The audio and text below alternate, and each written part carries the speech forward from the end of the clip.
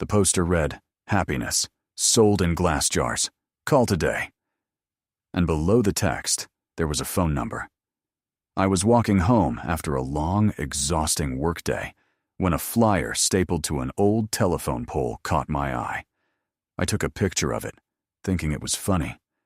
I was going to show it to my wife as soon as I got to our apartment, but I got caught up in household chores and forgot about it. Dinner, washing dishes, doing laundry, preparing a snack for our daughter, putting her to bed, then picking up her toys she'd left in the living room, the same routine every night. The next day, I woke up sleeping back-to-back with my wife. For work, I always had to get up earlier than her, so I quietly got ready and walked out the door. At work, I was updating the latest company expense report. Most days were like this. Basically, I got paid to stare at a computer for 9 hours a day and type a few numbers into a spreadsheet. I finished my work very quickly, so I decided to leave the office early. It also helped that it was Friday, and a lot of employees leave early at the end of the week. Walking home, I thought about what my life had become. I do that often. When I was young, I dreamed of traveling. I wanted to drive across the country or backpack through Europe alone. Then I met Kelsey. Don't get me wrong, I loved Kelsey. I mean, I still do. It's just that the spark between us isn't there anymore. When you meet someone and enter a relationship, some of your personal life plans have to be put on the back burner. Then that relationship turns into marriage. Then you have a child. Then you need to enroll your daughter in kindergarten. Then you need to find a higher-paying job and work more hours and blah, blah, blah. I'm not trying to throw a pity party for myself. I'm just saying I wasn't entirely happy with where I ended up in life. I wouldn't call myself a happy person. I was walking home my usual route and passed the same poster I had walked by the day before. I don't know why, really. I don't know. But I decided to call the number. I thought it would be some kind of joke. Maybe someone would answer, say, "I love you," on the other end, and hang up. Or maybe it was a sex line. I had no idea what to expect. I called. There was only one ring before someone answered. "Hello," a woman said. I'm calling about your ad." "Oh, awesome," she said calmly. "When do you want to pick it up?" "Pick what up?" "The jar," she said, as if it were the most obvious thing in the world. "Oh, right, Then I realized I had left work early without telling Kelsey, so I could just go pick it up now, and she'd never know. What exactly? The thing you're selling? You saw the ad. It's happiness. In a glass jar, like the poster said. Happiness keeps best in glass jars. They're more durable than, say, a plastic bag. Okay. Shall we meet somewhere? Sure, but I'd rather not have you be a psycho or something. So let's go to a public place. The public place we chose was the parking lot of a Starbucks a mile from me. Now, I didn't actually think I was going to buy a jar of happiness or anything. I was 99% sure she was going to sell me drugs. Maybe there would be heroin in the jar. I thought, oh no, happiness is probably street slang for some drug, and I'm going to a drug deal. What if she's a cop? Will I get arrested? But something inside me told me to keep going, and I did. I stood outside and texted her. Me. I'm here. Her. Cool. Be there in a sec. Me. What are you driving? Her. Silver Camry. And as the last message came, I saw her car pull up. She parked not far from where I was standing. I saw no one else in the car, which eased my fears about kidnapping. The girl opened the door and got out, looking around until her eyes met mine. I nodded slightly. She simply waved back, gesturing for me to come to her car, which I did. She was young, maybe around 25, with curly golden hair. Her skin was pale and contrasted with the black outfit she wore. I thought she looked like Glinda the Good Witch from The Wizard of Oz, who had put on the Wicked Witch's clothes. "Nice day," she said, as a greeting. "Oh, yeah, it is." "You're the one who called about the jar, right?" "Yeah, that was me." "Cool, well, here you go. Hold it." She handed me a very small glass jar. It was no more than 2 inches tall. Inside it, there was a glow. Not a light bulb, just a glow. It was like sunlight was stored inside the bottle. It shone brightly even during the day. The light was like a tiny sun, or a tiny universe existing inside that little home with crystal walls. I admired it, not trying to hide the awe on my face. Pretty thing, right? What is it? You've asked that about 3 times, I think. My answer's still the same. It's happiness. Happiness in a glass jar. And what am I supposed to do with it? Keep it, she said simply. If you run into trouble, text me. She started to get back in the car. Wait, I said. I thought you were selling it. How much is it? Don't worry, Guy, she said with a smile. You'll pay.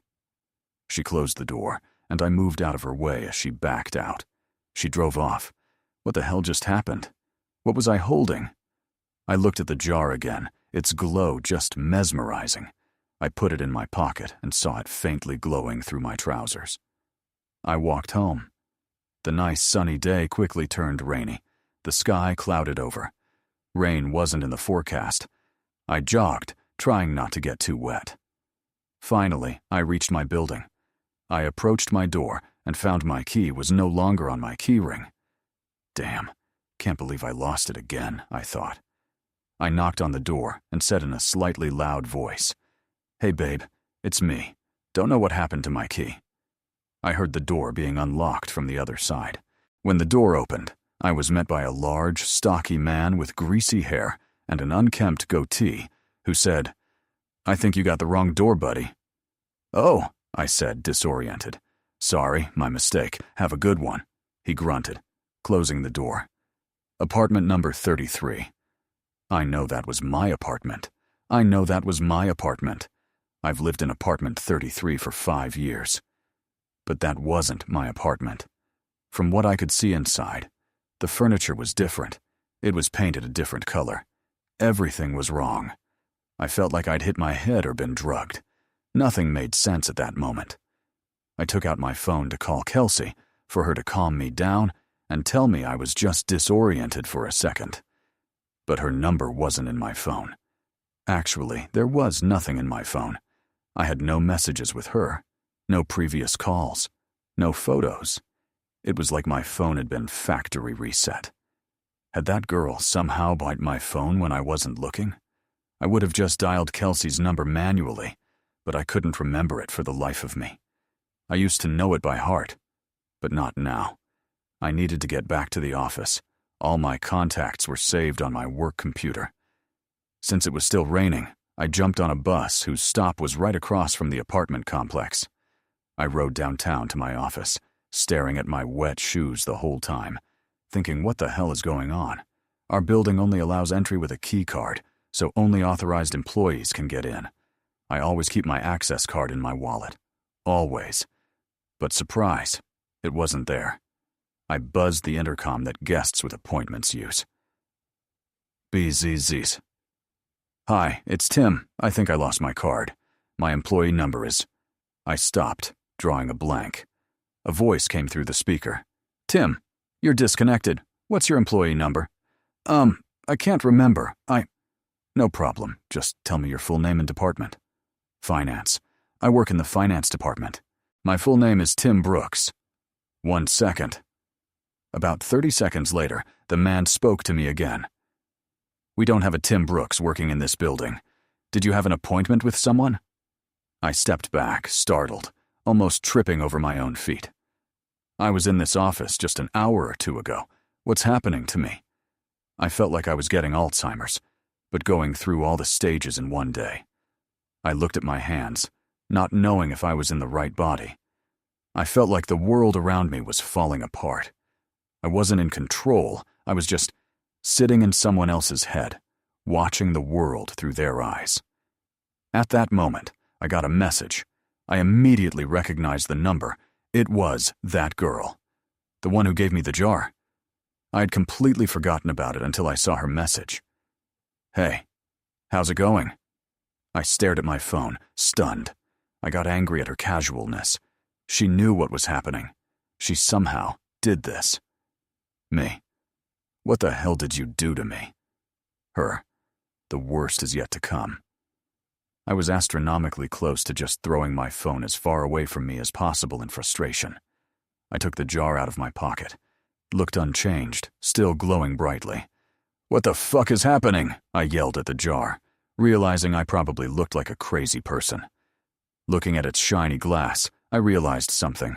I no longer knew what my wife's face looked like. I knew her name. Well, I knew it started with a K, or maybe a C, but I couldn't picture her in my mind. I knew I had a wife. I knew there was one. Yes, because I had a daughter. I had a wife and a daughter. I just couldn't remember their faces then, or their names, or their birthdays, or any details at all. I know they existed. They existed. I saw them that morning, right? I couldn't remember what my wife looked like. What was our first date? We had a wedding, right? What about our first kiss? Or my daughter? Or was it my son? Maybe I didn't even have a child, but my wife, or girlfriend, she was real. I knew she was. This thought was tearing me apart. I couldn't see her in my head.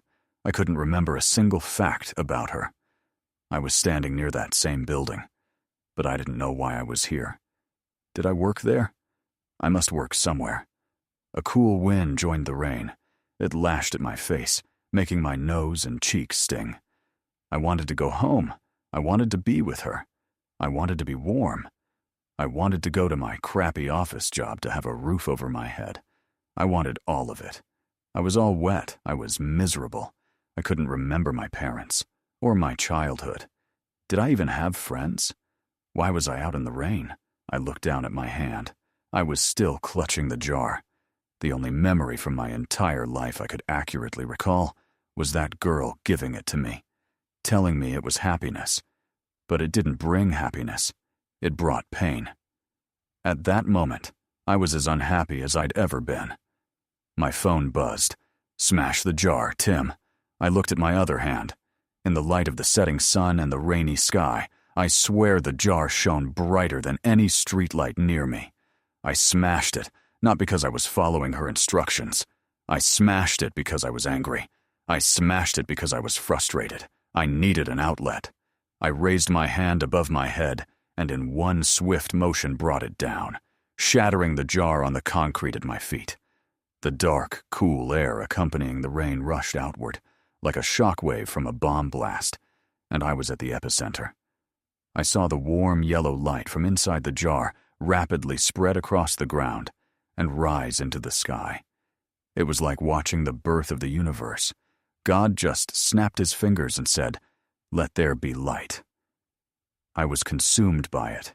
I could no longer see the street, the rain, or anything dark. I felt like I was falling onto a star, traveling faster than the speed of light.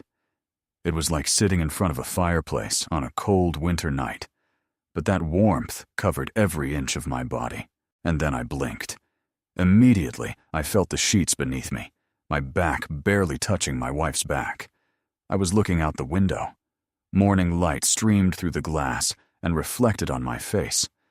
I got out of bed and grabbed my phone. It was Friday morning. I had one message: "Let me know if you ever need another jar." I called in and took the day off work. I crept into my daughter's room, kissed her, and told her she didn't have to go to kindergarten today. We were going to spend the day as a family. She smiled, stretched, yawned, curled up, and went back to sleep. I returned to bed and held my wife tightly. I didn't let go for hours. Our daughter came into our room and eventually woke us up. She was jumping on the bed, yelling for us to wake up. Yesterday, I might have found this annoying. Yesterday, a lot of things might have seemed annoying, or monotonous, or boring. But not today. Today, I pulled her under the covers between me and Kelsey. Today will be a good day. Today, I will be happy.